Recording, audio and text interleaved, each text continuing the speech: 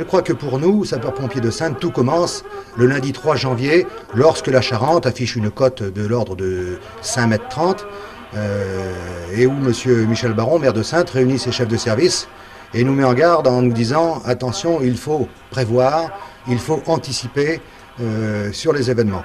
Et prévoir, c'était d'aller vers les maisons qui pouvaient être sinistrées dans les heures qui venaient pour sauver les meubles, monter les meubles sur des parpaings, mais le faire de façon où on puisse travailler les pieds au sec et non pas, comme en 82, les pieds dans l'eau.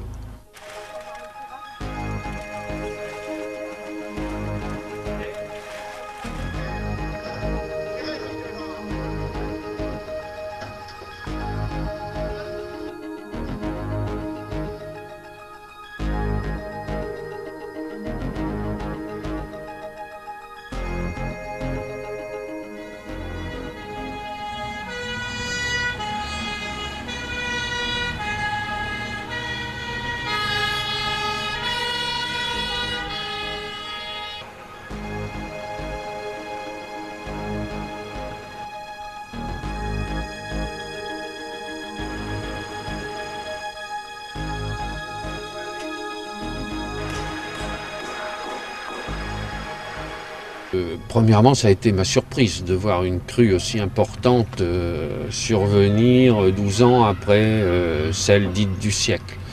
Ça a été ma première surprise. La deuxième est que j'ai été abasourdi de voir que cette crue ne se passait pas du tout comme je m'y attendais. À partir du moment où une crue démarre dans la ville, on a les repères de l'ancienne et on se dit voilà, ça va atteindre tant de centimètres à tel endroit, et on s'est rendu compte qu'elle allait beaucoup plus vite que la dernière fois et qu'elle ne se répartissait pas sur l'ensemble de la ville de la même façon. Ça a été ma deuxième surprise.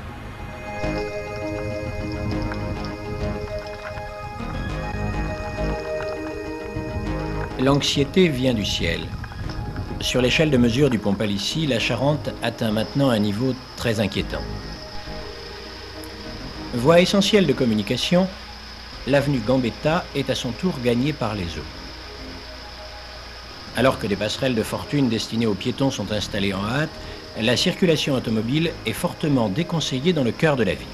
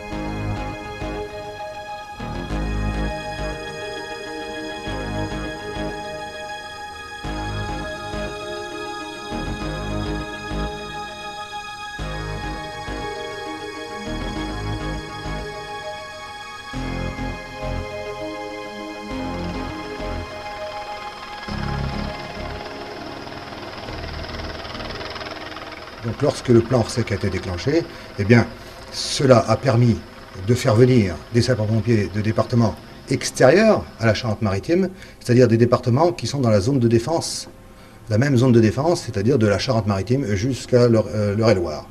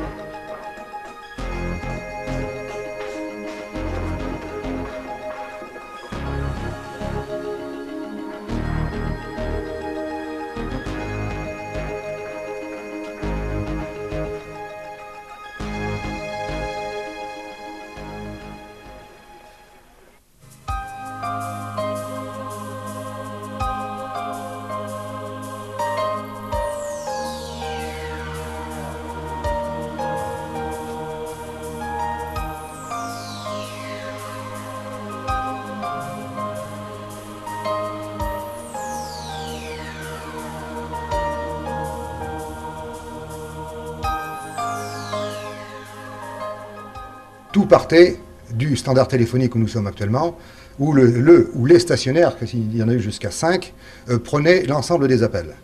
Ils les transmettaient à la salle de réflexion à côté. Les appels étaient donc triés. Ils étaient triés pour tenir compte de la sectorisation de la ville de Saintes.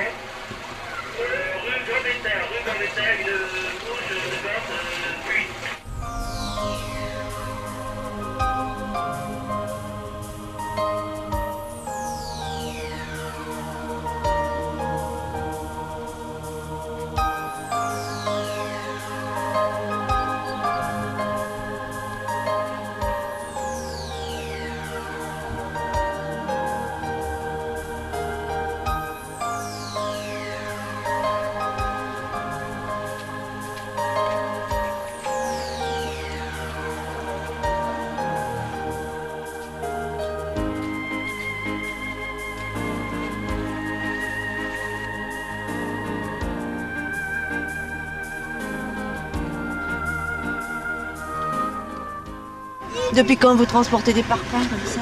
Ça fait environ une semaine. Une semaine qu'on transporte des parpaings, des madriers. Ben, moi, surtout dans ce quartier-là. C'est pas trop dur? Physiquement, si. Physiquement.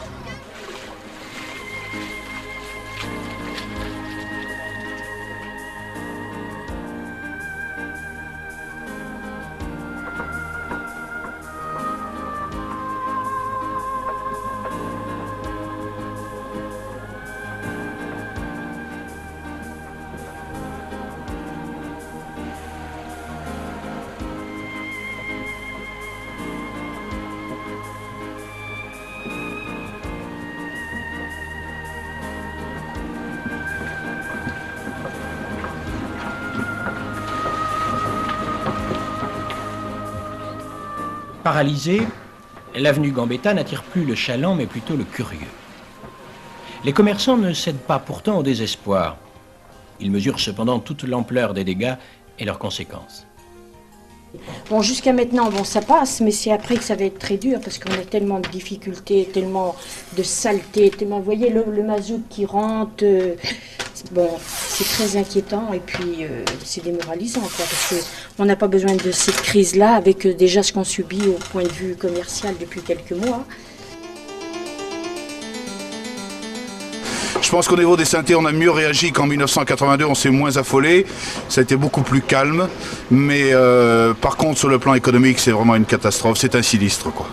On va se retrouver dans une situation terrible.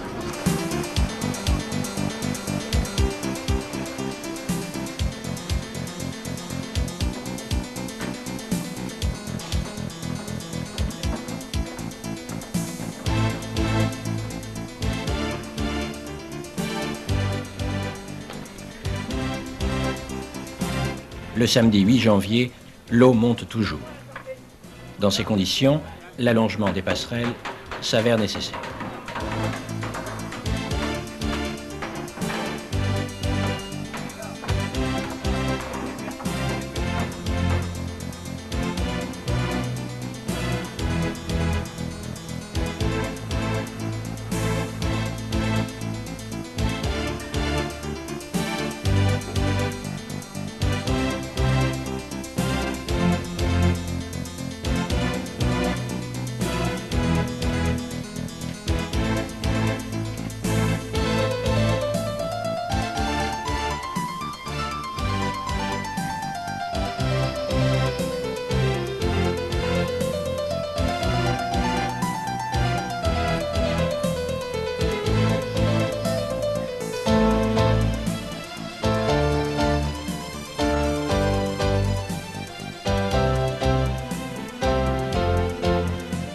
Le traditionnel marché du samedi matin est exceptionnellement installé sur l'avenue Gambetta et le cours national.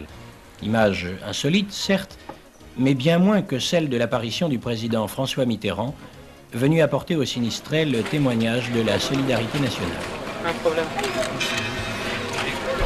Bonjour, Monsieur le Président. Alors, j'aimerais votre président. Bonjour. Madame Roffet. Bonjour, Monsieur le maire.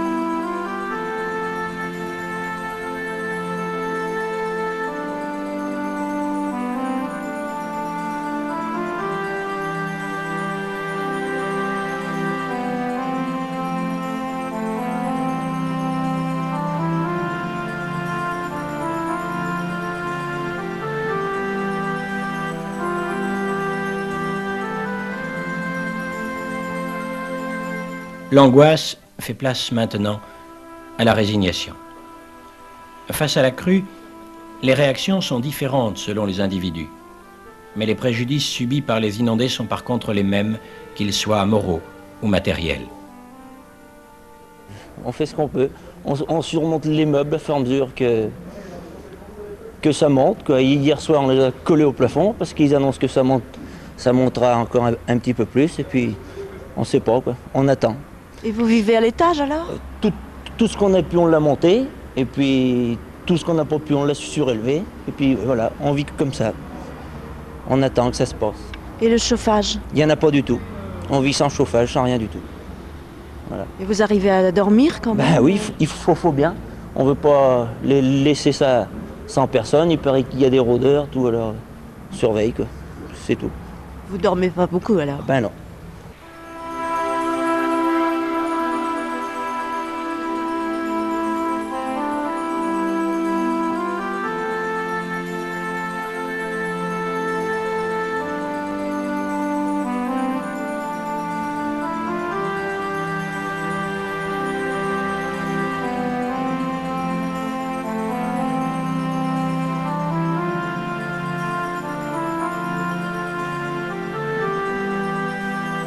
Beaucoup céderont à la curiosité.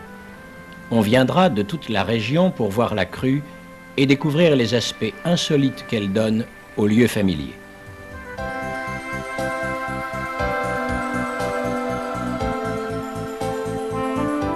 L'information vient d'abord à peu près 24 heures à l'avance du service hydrologie.